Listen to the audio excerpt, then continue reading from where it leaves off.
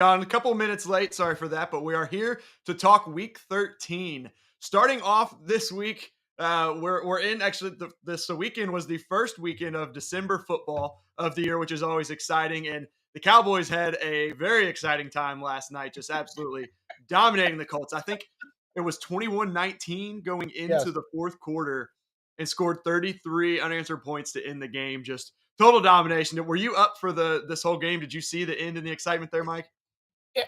As a matter of fact, I did not. So once I realized that there was a preponderance of news that was, fit to print for walkthrough. It was time to get that all edited up. Obviously, we have some major quarterback injuries to talk about, some huge games, et cetera. And it's like, it's Cowboys versus the Colts. And yeah, it was staying close, but it looked like the Cowboys were driving late, and the Colts are the Colts. I'm like, okay, good. Could use an extra half hour sleep. That's what I could really use. And by a half hour, I mean 2 hours, because by the time you finish the game, and if I write something up, I'll take care of it in the Monday wrap up for DVOA. I woke up this morning and I'm like, what? What happened? 50? What? And a lot happened in that fourth quarter. Yeah, I actually stayed up for most of it because I had fantasy wise my home league CeeDee Lamb and the Cowboys defense, so I was enjoying the game. Loved it again for the defense. My fantasy team actually kind of like you went to bed early, but I saw up through the Malik Hooker fumble return and then got in bed, checked the score a couple times, and every time I looked, it was like Dallas had scored again. They got another turnover. I was like, oh, that's awesome, but it just unbelievable the way that they played in that fourth quarter, and they're looking really good here lately since that loss to Green Bay, where they looked good most of that game, kind of collapsed, and then had the big blowout win over Minnesota. The one last week that ended up being a little bit closer than what it was with the Giants scoring with 8 seconds left or something. Yeah. And then last night, they're looking really good. Would you put them probably not ahead of Philadelphia? But do you think they're a little bit, they're maybe even at this point? Do you think Philadelphia is still the team to beat, given how well they've played the whole year? Well, as of right now in DVOA, and I think by now we'll be putting up the Monday preview for folks who are FO Plus subscribers, so you can see the DVOA. Cowboys are ahead of the Eagles. Bills are number 1, Cowboys are number 2, Eagles are number 3. Now, of course, I'm almost certain that the fourth quarter did that. Yep. Okay. Meanwhile, the Eagles win 35-10 over a good Titans team, a 7-win team, playoff-bound team. But in the fourth quarter, the Eagles take Jalen Hurts out, put in Gardner Minshew, put in a lot of their backups for most of the fourth quarter. And so you look at that on the first leg and you say, well, that's not fair. The Eagles take their feet off the gas, and the Cowboys don't really have a chance to take their feet off the gas because they're just like scoring touchdowns by accident at the end of this game where they really were playing kind of iffy along the way. That's not how it works. DVOA counts everything. Beating if the Cowboys did that to the Colts in the third quarter, we wouldn't talk about it. That's domination. That's just destruction what they did. They do it in the fourth quarter. It's like, oh, that's garbage time. That shouldn't count. That's not really the way it works. All told, I still think the Eagles are a better team, but it's undeniable how strong the Cowboys are. And we always have to remember also that the Cowboys didn't have Dak Prescott for a month earlier in the season. So there's a lot of that still in the calculations and still in our perceptions of that team. What about you? What do you think? I'm with you. I still think the Eagles are the team to beat there in the NFC. We're just pulling up. I forget exactly where they are they're first. The Cowboys, Philadelphia, Minnesota, San Francisco, Dallas. Obviously, being not winning the division is down at the 5th spot, but they've got the third most wins right there behind Minnesota. Dallas looks good, but you always with the Cowboys, even if you're a Cowboys fan, instead of me being a Packers fan, no matter how good they are, how well they're playing, you always are like, they're going to lose somewhere. Something's going to happen. They're going to choke. Right. They're going to blow it. This might not be that year. They're as good as they've been here recently, and last night they played really well. But Dak Prescott in the press conference afterwards, they asked me, was his most complete game, and he came out. He said it wasn't really a complete game for us. It was he said 8 or 9 point game going into the fourth quarter. Like it was 2 points, I think 21-19. It's like the Minnesota game. Now that was a complete game. It's like we need to put together more complete games versus playing the Colts. He didn't say this, but playing the Colts close through 3 quarters is not great for Dallas. They turned it on in the fourth quarter. So Philadelphia, I think all around, it seems like they just play well for the whole game pretty much every single week. The Eagles do. And that's the thing, you notice Prescott, he threw another early interception. It's kind of like his receiver got knocked around a little bit. Yep. Almost coughed up another interception later in the game. I think there was a penalty and it came back. You still see those little moments from him. Yep. You still get those little McCarthy moments now and then. The Eagles have rarely given you that. The slip up game for the Eagles was they couldn't stop the run. The Commanders said, let's play turtle ball against you. Wait for you to make one or two mistakes, and they won. Eagles saw that and said, hey, Dominican Sue, okay, your move. What's next? Yep. So for that reason, I put the Eagles ahead. And the whole thing, I live in Philly. I sort of believe the Cowboys screw this up all the time thing. It's been 30 years of doing so. Mike McCarthy did win a Super Bowl. Mm-hmm. You were there. You remember, he did win a Super Bowl. They don't always screw it up. And of course, 31 out of 32 teams every year screw it up. So you can't really go with that if you're trying to be analytical. Yeah, and go back to that Minnesota, the Philadelphia game against Washington, kind of not really getting screwed at the end. It was the weird play where Heineke goes down, gives himself up, and gets hit. Oh, yeah. Weird play. If it wasn't for that, they very well could have won that game. I know there wasn't a ton of time left, but they would have gotten the ball back with some time and maybe win that game, but they didn't, obviously. And really probably shouldn't have been that close as good as Philadelphia had been playing. But Philadelphia, definitely, I think, is the top team. Minnesota, maybe hit on them for a minute, too, because they just keep getting lucky. They're 9-0 now, one-score games, and they're not that they're a bad team. They are. I think they're below average in DVOA, though. The worst is a 10-2 team in DVOA, and they would be the second worst 9-3 team in DVOA. But they just find a way to win. But they're another team that even Vikings fans I see talking, they're like, they're going to find a way. Something crazy is going to happen in the playoffs. They're going to lose. They're going to find a way to lose it. It's like them and the Cowboys. Maybe they'll play against each other, and at least one of them will win. Get to the playoffs. You can't tie there. So I don't know. Minnesota maybe is another one that you just expect them to fall apart at some point. Something crazy is not going to happen to the Vikings in the playoffs. Something crazy happens to the Vikings every week that they win these games. The crazy is the fact that they're 10-2. The sane and rational and normal is that they're going to go into the playoffs and get obliterated by the Cowboys again, beaten handily by the Eagles again, get beaten by Christian McCaffrey running the Wildcat at quarterback because that's all the 49ers have left. Something like that is going to happen to the Vikings because they're not good. We can talk about DVOA, etc. I put it up on the DVOA preview. It should be on the site now or within an hour.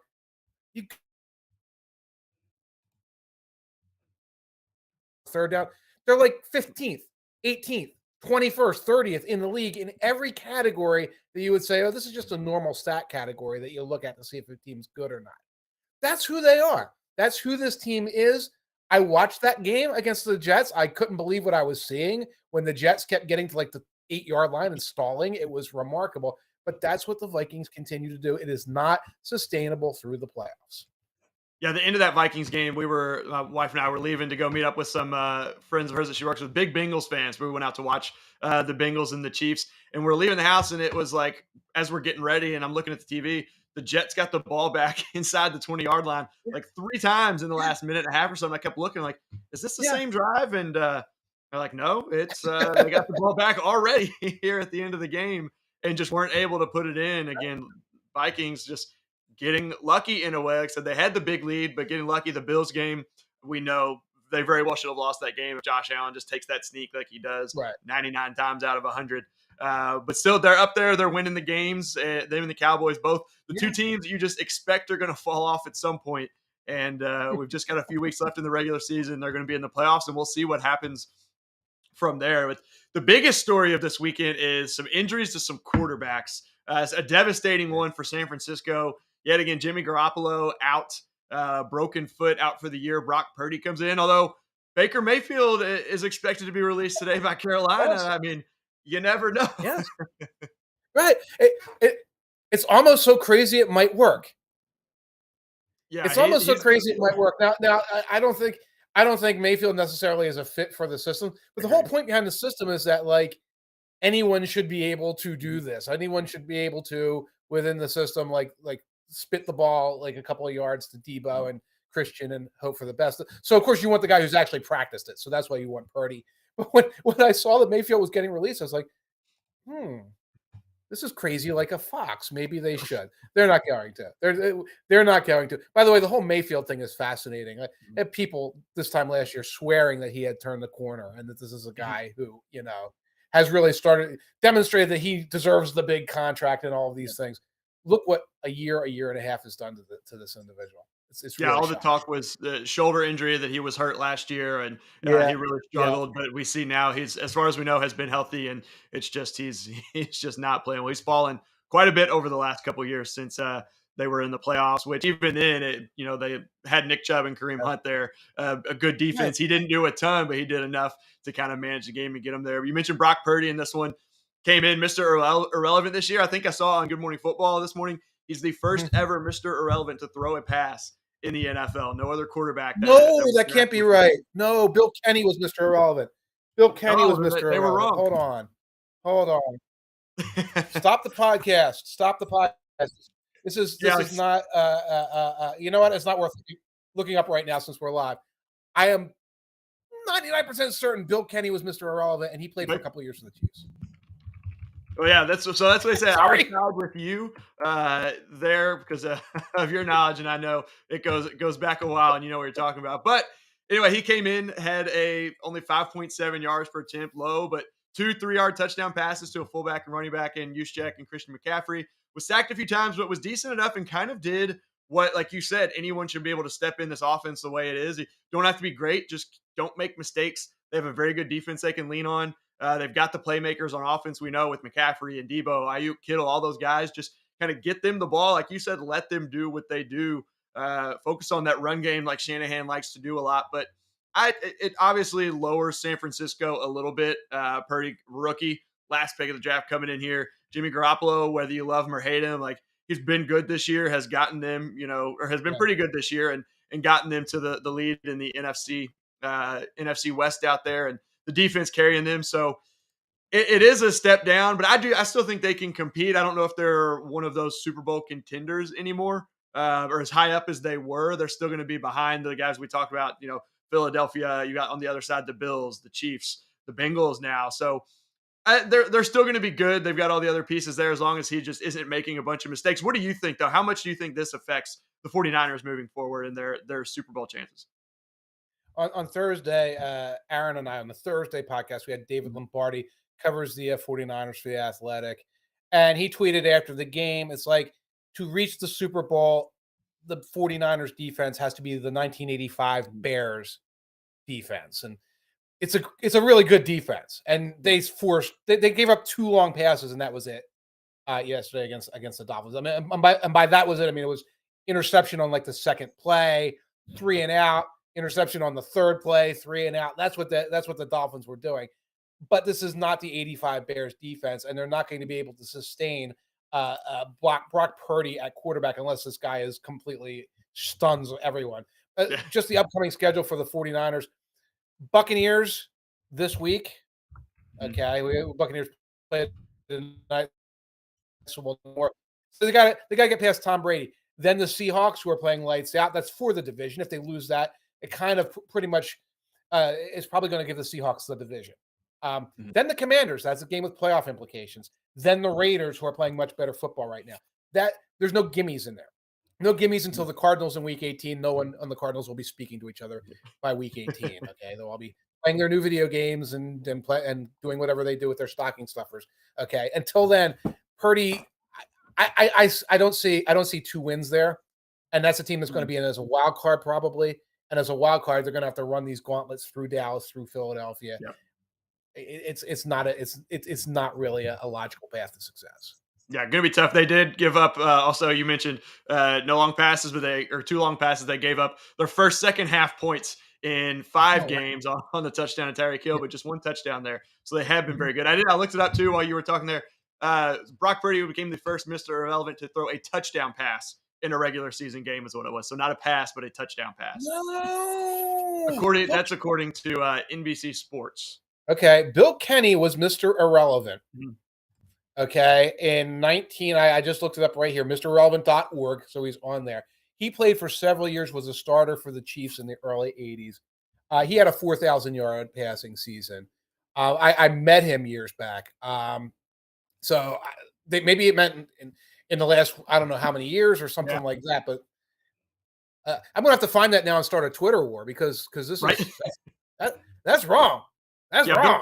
Yeah, I pulled him up too here for Pro Football Reference. 105 touchdown passes. That's definitely more Yeah, than zero. that's more than zero. And he was Mr. Irrelevant. I believe it was like a 13-round draft back then.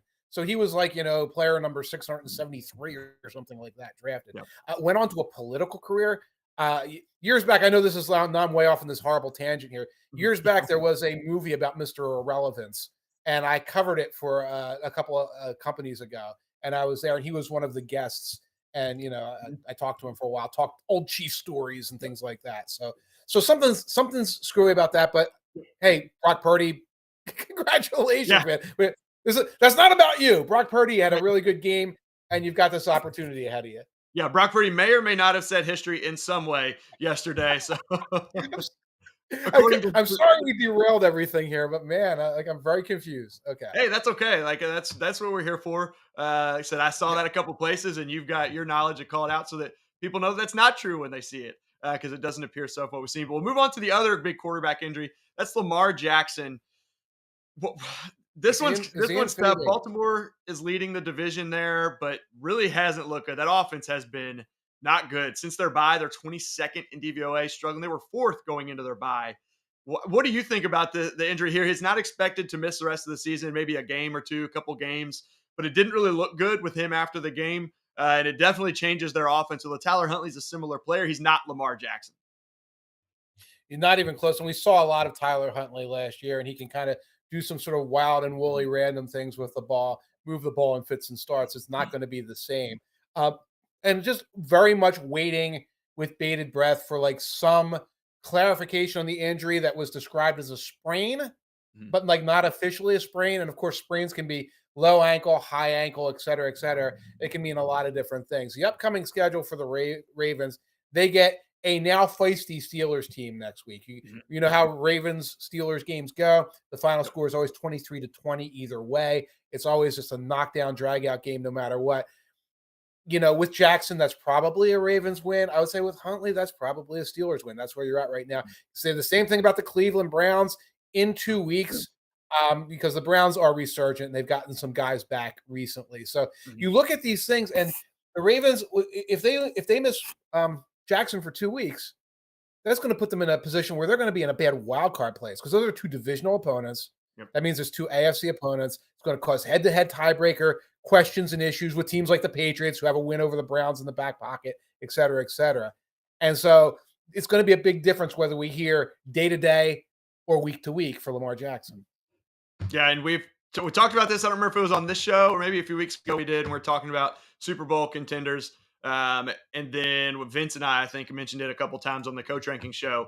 But between them and Cincinnati, they're tied right now. Baltimore has the tiebreaker. You just mentioned Baltimore's Okay. schedule that just a couple weeks ago wasn't looking difficult, was looking pretty easy. But with the injury now, and you said the Steelers and Browns both looking a little bit better, getting some guys back. Right.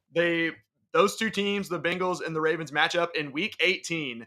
Could be huge, and that's at Cincinnati. But in the meantime, the Bengals have the Browns, the Buccaneers at New England, and then against the Bills on Monday night there to start the new year, and then the Ravens. Yeah. So they've got some too that were looking pretty tough. They've got a little bit tougher schedule, but even if they drop a couple of those and the Ravens are without Lamar and drop a couple, that's going to be, I think either way, could be a huge Week 18 game that I would imagine has a pretty good shot of being flexed to that Sunday night game, the way things are going right now. Oh, that sounds like the Sunday night game at the end that goes until the wee hours and goes to overtime. And that'll be fun. But man, the Bengals late season schedule was sadistic. It was absolutely sadistic for this Bengals team. It seems like every time you turn around, oh, you just beat the Chiefs. Here are the Bills. Yeah. You just beat the Bills. Here are the 1972 Dolphins brought back to youth and fitness. So I'm impressed with what the Bengals are doing. But yeah, that throws another monkey wrench into trying to prognosticate the AFC North. Yeah, and speaking of the Bengals, that takes us into the next thing we want to talk about today, and that's we've talked about the NFC with the Eagles, the Cowboys, the Vikings. With the AFC, we know all the talk this year was how tough the AFC was. NFC hasn't been very good, but lately have some good teams there. But the AFC, who would be your top three teams right now? The standings, the way they are, I think, is with the Bills, the Chiefs, and the Ravens, I believe, are the third seed there. But who would your top three be? Based on the current health of these teams, Mm-hmm. I'm going to put the Cincinnati Bengals first. Okay. They've just gotten healthier with Jamar Chase back. They now have the continuity on the offensive line that was the early season storyline, which is now forgotten. They play solid on the offensive line. They've got all of the tools they need. Again, I mean, they're missing Joe Mixon. He should be back soon. They've got all the tools they need. Then I would put the Chiefs. And right now, I would put the Buffalo Bills third, based on the fact that there's no Von Miller. There's been no Deion Dawkins for several weeks.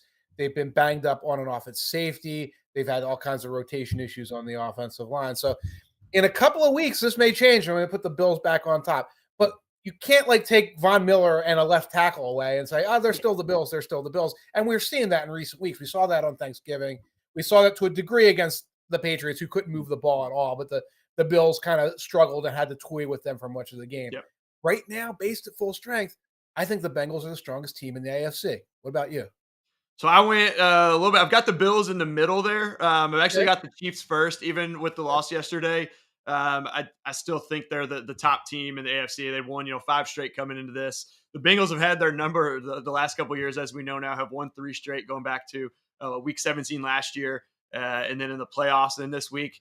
But it's hard to count. You had a unusual day from Travis Kelce. They kind of shut him down, but he had a fumble, a ball taken away from him. You don't see a lot. Harrison Butker missed that field of 50-something yarder at the end that he normally hits there. That likely could have sent that game to overtime. Chiefs could have won. We know what they do in overtime. Good. The Bengals did win it. I'm not taking anything away from the Bengals at all. I've got some close friends that are Bengals fans that would probably hate me for saying that, but I would go with the Chiefs, then the Bills, even with their struggle, as you mentioned, the injuries going on there. I still think they're too good. And then the Bengals, I put third, though. I think they're right there, and they can keep moving up. They're dangerous this time of year. Last year, we saw it. This year, you said they're getting healthy. Joe Mixon, I think, was close to playing, was a game-time decision, basically. But Samaje Perine has looked really good. Yes.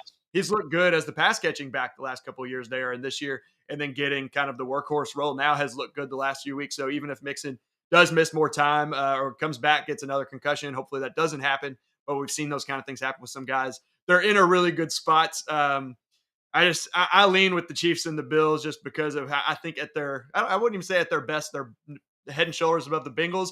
I just think they are the two best teams, fully healthy. And you mentioned they're not right now, but that's kind of the way I looked at it when thinking about it. Right. And you pointed out some of the mistakes the Chiefs made.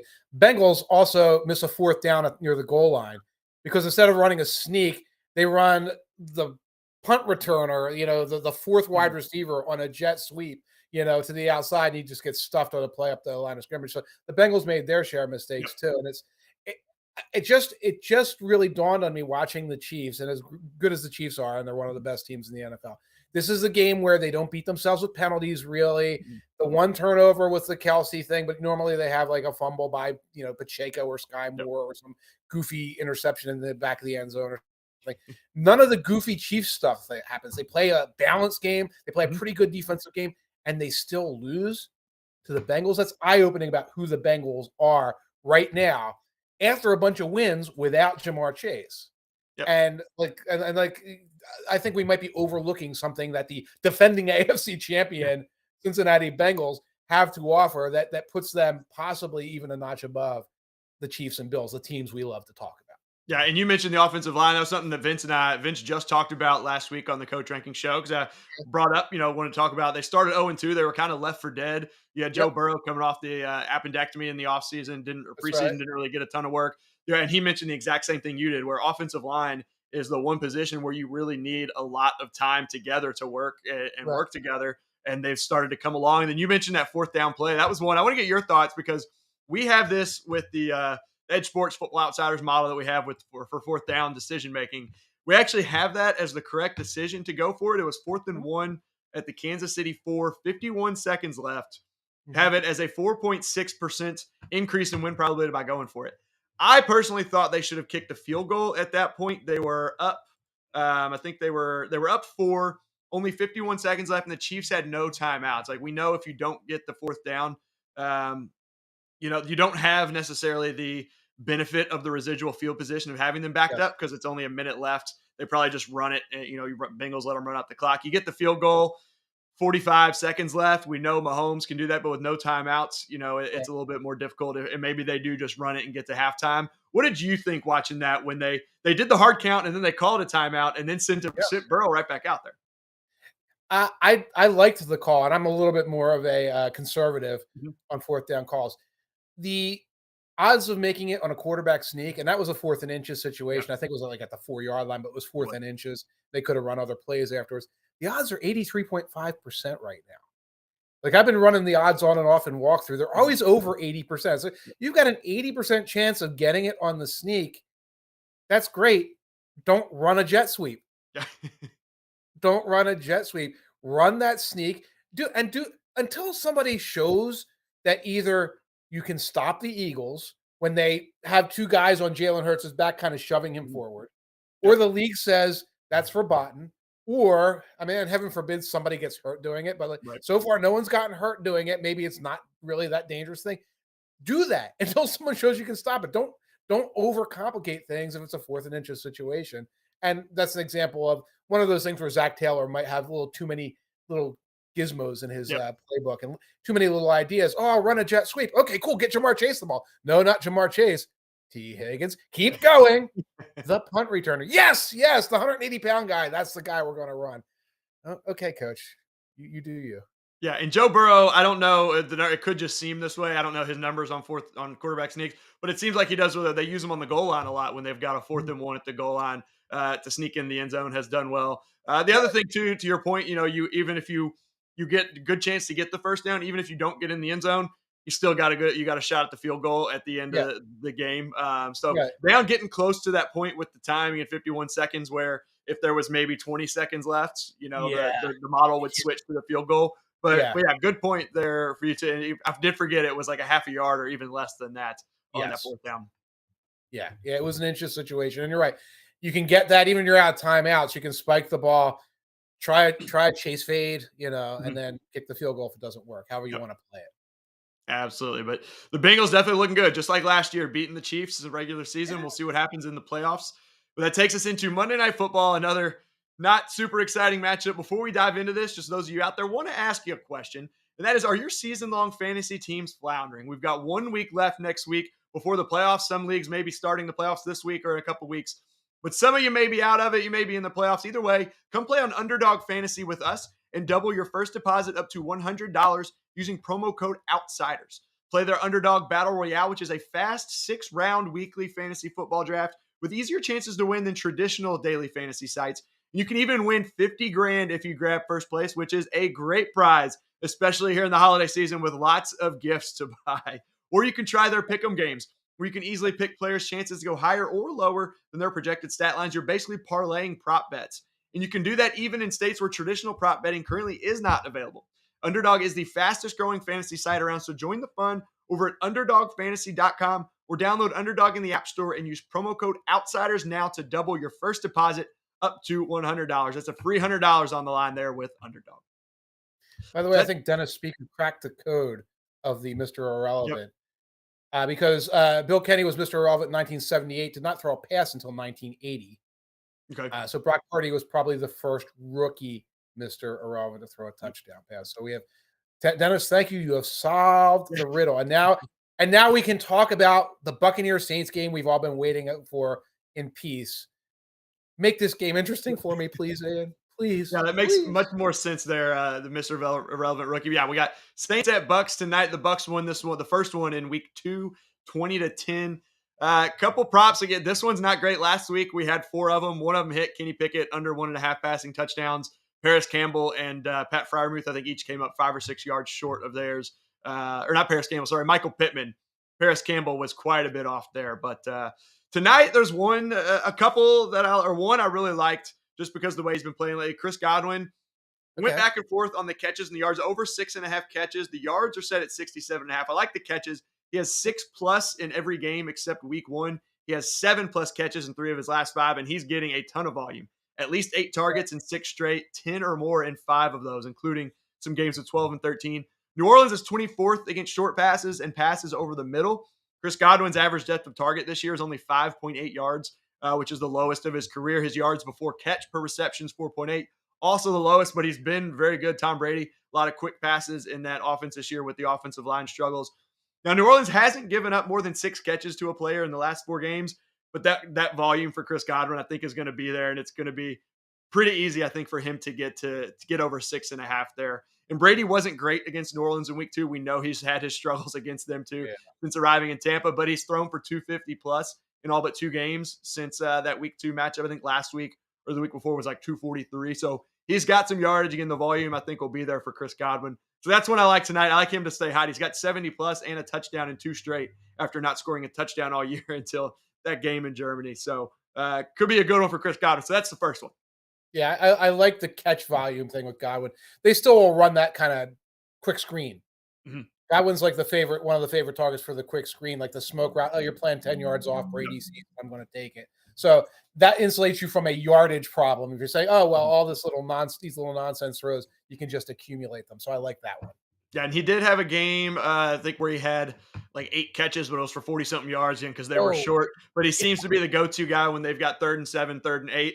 He gets up 8 yards, cuts over to the middle, and he's there for Brady, hits him. So that one there. And then on the other side, this was a little bit tougher. I went with the yards at first, but changed it up. Alvin Kamara under 12.5 rushing attempts.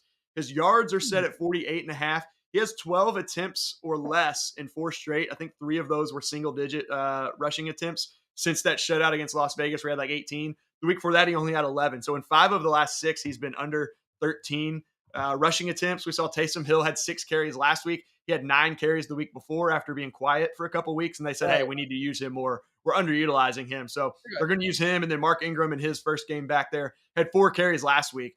So I expect Tampa Bay to be winning this game. They're favored, I think 3.5 it was the last I saw. So expect them to throw the ball a little bit more. Maybe Kamara racks up a lot of catches in this one, but I don't think he'll get over 12.5 rushing attempts. That's what I like. I like the Godwin play better, but Alvin Kamara is 1-2 there. I think that he's going to be utilized more in the passing game. That offense just hasn't been very good lately with Andy Dalton under center either. Yeah. We've reached the Monday Night Football in December with like Monday Night Football not having great matchups. Mm-hmm. When we're down to the under and the Alvin Kamara carries, that's a good play. Like this is degenerate in the corner of the bar level play. I'm we're doing what we do to keep these games exciting. Yeah. The thing is, it makes sense. It makes sense. I'm not sure I'm ready to like start every series like, oh good, Ingram's in. But like, right. Yeah, it's a potential. I'm going to tell you something right now. So I'm at the bar yesterday, and this younger dude, a dude your age, kind of tipsy, like he's like, I'm got 4 legs of my 5-legged parlay, and all I need now is a Derrick Henry touchdown.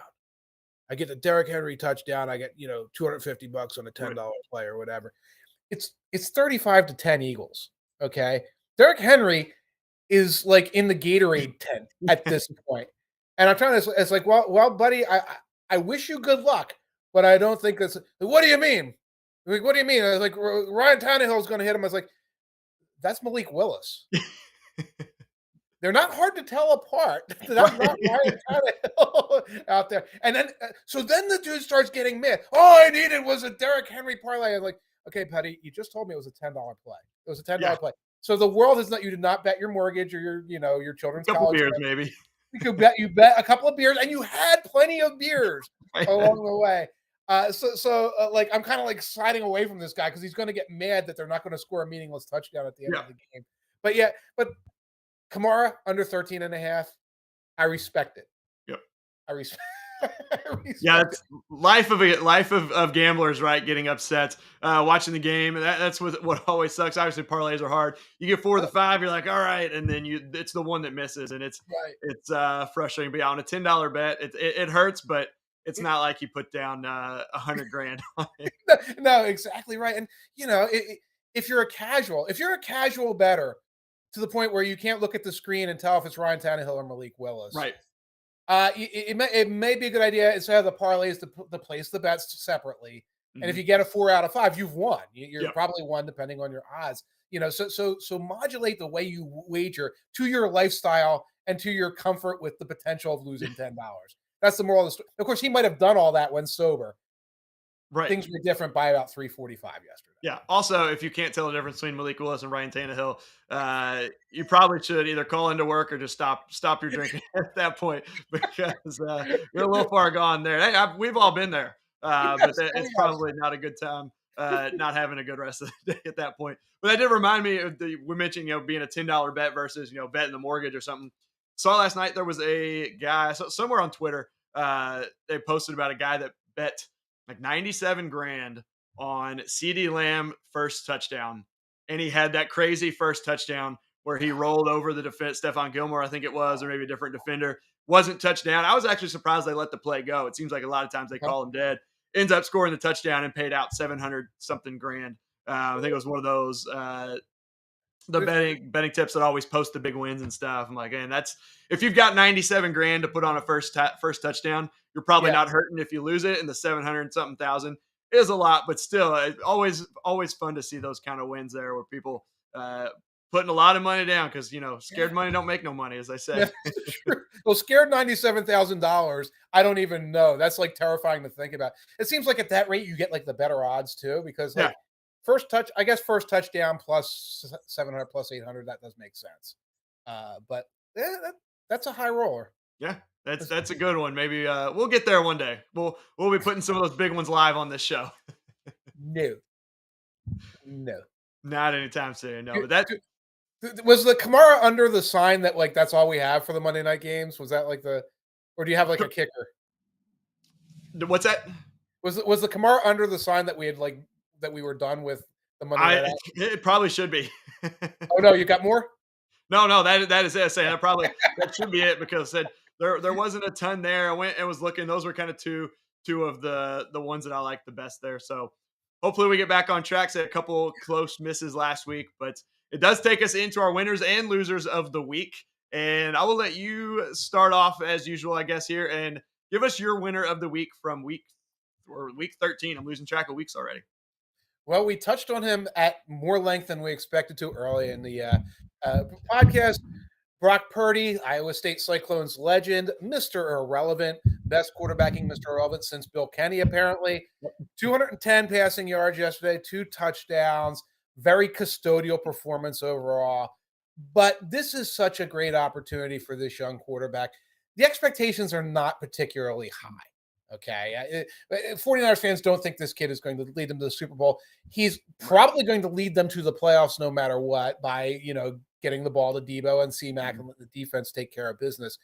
And this is a great opportunity to follow in the footsteps of guys like Nick Mullins, who wasn't unheard of, who still around the NFL, still getting NFL jobs. CJ Beathard was a little bit better known from Iowa. They've got an Iowa thing with those quarterbacks there, but hung around for years after getting a few plays there.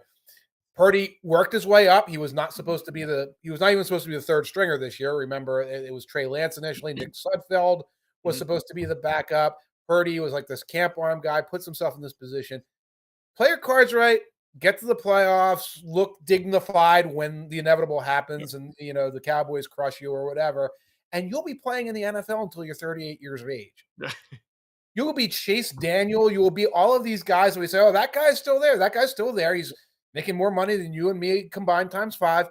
And this is a good opportunity. Maybe something more will come with this, even if it doesn't. Shoot your shot, Brock Purdy, and you earn this opportunity by fighting your way through a crowd in training camp to get here. What about you, Ian? Who we got?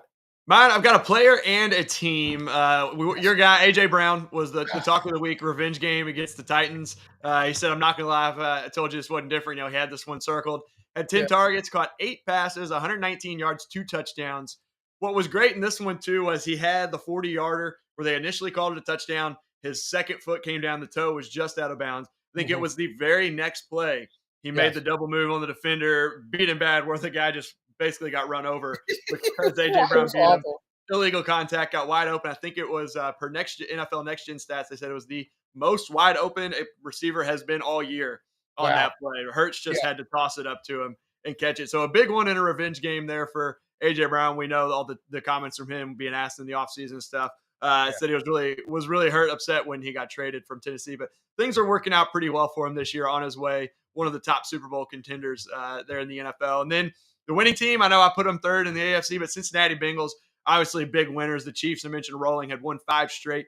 Got stopped by the Bengals yet again. Joe Burrow just looks like one of the best, or we know he's one of the best quarterbacks in the league and looked like possibly the best in the league yesterday. Right. And not only with his play, but the way, one of those guys that just always looks like he's in control, always has the composure. Reminds me being I know I'm a Packers fan, but a Yankees fan as well in baseball. We talked about that in playoffs. Like Derek Jeter always kind of had the same look on his face, always just in the zone, Right. in the game. You always think he's going to come through, and he did it with them this week. Just that great throw on third down too to stand in the pocket with I forget who it was coming around the corner from the Chiefs, but hit him for the first down to seal the game. Just really good, really big winners for Cincinnati, and they're rolling right now. They're looking really good. So still maybe third in the AFC, but top three. But at least we're talking about them. At least we're talking about Joe Burrow for playing a complete game, not say, Justin Herbert for throwing one pass, and like we all get excited about it. Absolutely. So yeah, big win for the Bengals. AJ Brown there. We'll transition over to losers of the week. And who do you got for your loser of the week this week? My losers of the week are the tiebreakers of the week, the Commanders and the Giants, because neither of these teams played to win in a game where they could have done, I guess you can call it a statement. They could have knocked the other one more or less out of playoff contention, put themselves in position where they'll have enough tiebreakers, etc., to hold off the Green Bay Packers of the world that are still muddling around there at the bottom of the standings. Both of them could have done that. If you watch this game, it was very, very dreary. It was very slow paced. When they got to overtime, they're like punting on short yardage to each other in overtime. It was like a hockey game on the road from the 1990s. Hey, we get a point if we tie. And the worst thing about it was just before we came on, because I saw the Packers jersey and we looked up the odds. By tying, they seem to have mutually like shut down some of the avenues for some of the terrible teams below them, because again, they're going to play again in 2 weeks. Giants Commanders, my God, another relevant Giants Commanders game in 2 weeks. Oh my God. So one of them will get to 8 wins in that one. The other one will still be at 7 wins at a tie. So this is going to create like this painful situation for the teams that are like, well, maybe if we win, like the Falcons are another one.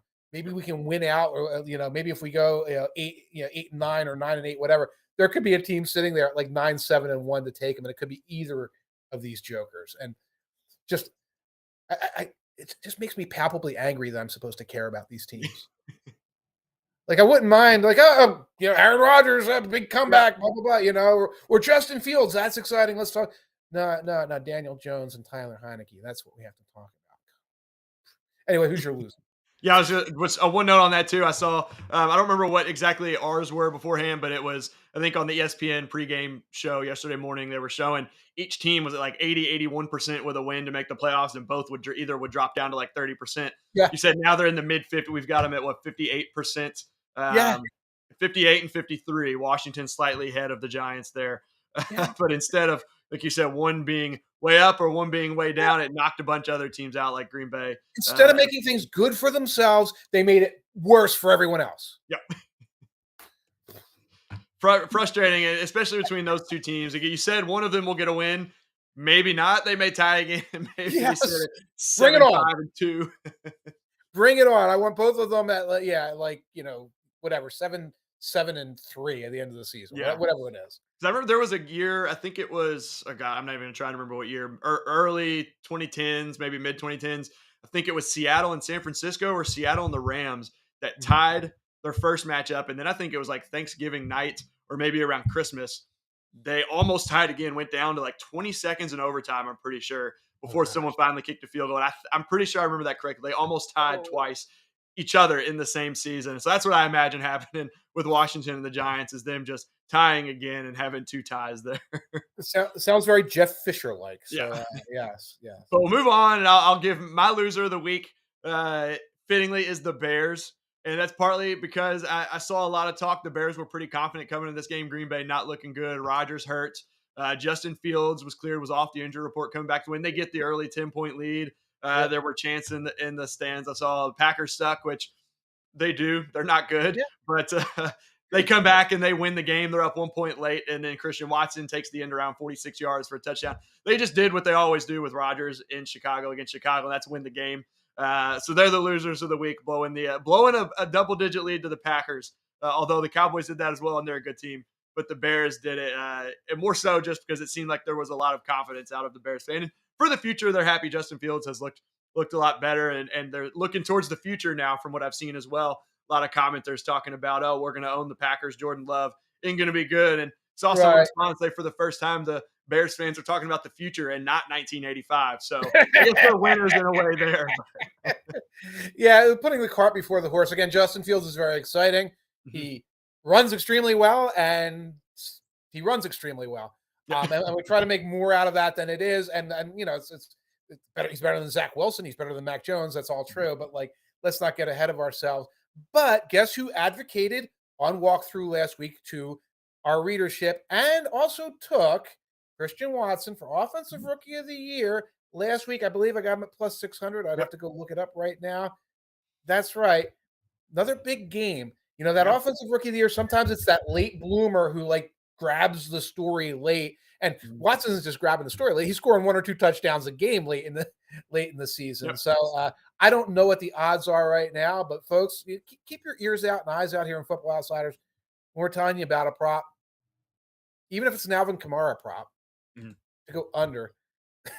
Listen, because sometimes we have little slumps here. I'm in a little slump. I think we're in a little slump here on the Monday night action. We come out swinging hard with some big wins. I was just looking up trying to find most recent. When I saw November 29th, they were all pretty even. Okay. I'm trying to see. Let me get my odds up here. I have a sports book always loaded. Offensive Rookie of the Year, Kenneth Walker plus 200, Christian Watson plus 225. Yep. Might still be some meat on that bone there, folks, if you want to take it. It looks too, I've got up here kind of a tracker, but looks like points bets. I don't know if they're available ever. I know it's one of those different, but they look like still have him at plus 600.